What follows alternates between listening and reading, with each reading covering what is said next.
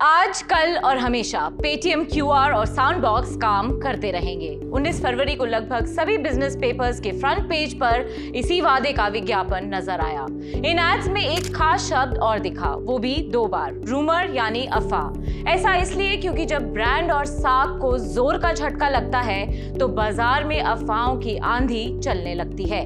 इस आंधी में कोई जमीन पर आ गिरता है तो किसी को ऊंची उड़ान का मौका भी मिल जाता है।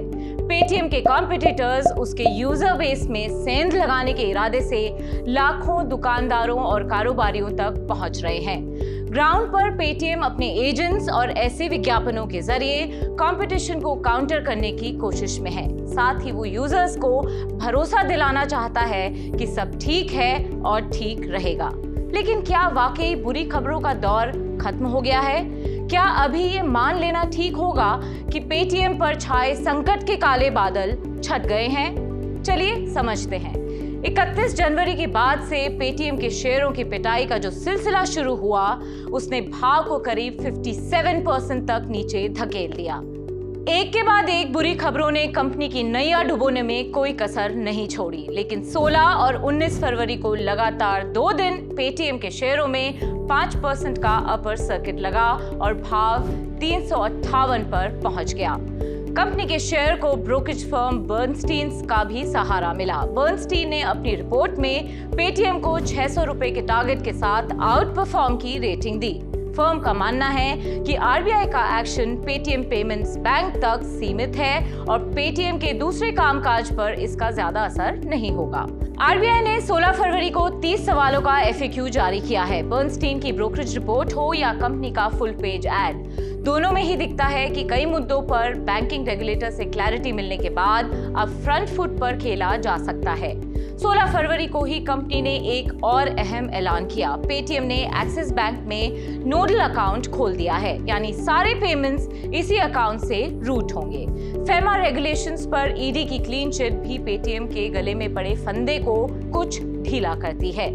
पॉजिटिव खबरें तो काफी हैं, पर सभी प्लेयर फ्रंट फुट पर खेलने को तैयार नहीं है। जेफरीज ने अब तक पेटीएम को अंडर परफॉर्म की रेटिंग दे रखी थी, लेकिन 19 फरवरी को उसने नॉट रेटेड में डाल दिया है।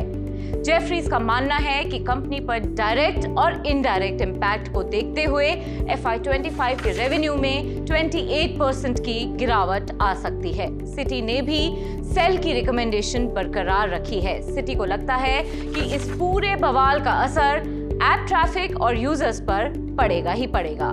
पेटीएम के लिए आगे की राह मुश्किल भरी है। जब आप 2150 रुपए पर आईपीओ लेकर आते हैं और वहां से कंटिन्यूअस डाउनवर्ड स्लाइड पर फिसलते हैं, तो वैसे भी शेयर होल्डर्स का विश्वास गंवा ही देते हैं। बचे यूजर्स और मर्चेंट्स, जो पेटीएम की सबसे बड़ी ताकत है। मर्चेंट्स को लुभाने के लिए फोन पे से लेकर गूगल पे तक मैदान में उतर चुके हैं। कुल कितने कारोबारी पेटीएम से छिटक कर दूसरे ऑप्शंस थामते हैं, ये भी कुछ वक्त में साफ हो जाएगा। करीब 80 लाख लोगों को जब पेटीएम से फास्टैग डीएक्टिवेट करके दूसरी जगह जाना होगा, तो देखना दिलचस्प होगा कि इनमें से कितने यूजर्स बाकी सर्विसेज के लिए पेटीएम प्लेटफॉर्म पर बने रहते हैं, क्योंकि फाइनेंशियल सर्विसेज से जुड़े ब्रांड पर भरोसा डगमगाने की कीमत भी बड़ी होती है। आरबीआई की गाज गिरी पेटीएम पर, लेकिन इस एक रेगुलेटरी एक्शन ने पूरे फिनटेक सेक्टर में भूकंप ला दिया है। हर कंपनी कंप्लायंस की दीवारें मजबूत करने में जुट गई हैं ताकि किसी भी हलचल से सुरक्षित रहा जा सके। इस बीच रेवेन्यू डिपार्टमेंट की फाइनेंशियल इंटेलिजेंस यूनिट ने 50,000 ऐसे अकाउंट्स का पता लगाया है जो बिना केवाईसी वेरिफिकेशन के चल रहे हैं। इनमें से 30,000 खाते पेटीएम के अलावा दूसरे पेमेंट बैंक्स के साथ हैं। इन अकाउंट्स का इस्तेमाल सस्पिशियस ट्रांजैक्शंस और मनी लॉन्ड्रिंग में किए जाने का शक है। FIU 31 मार्च तक आरबीआई को इसके बारे में डिटेल रिपोर्ट सौंप सकती है। तो क्या आने वाले दिनों में कुछ और कंपनियों पर एक्शन हो सकता है? क्या पेटीएम और बाकी प्लेटफॉर्म्स इस क्राइसिस का सामना करने के लिए तैयार हैं? फिनटेक में उथल पुथल की पिक्चर अभी बाकी है और एनडीटीवी प्रॉफिट हिंदी इससे जुड़े सभी पहलू आपके सामने लाता रहेगा। इस वीडियो को लाइक करें और बिजनेस की हर हलचल के लिए चैनल को सब्सक्राइब जरूर करें।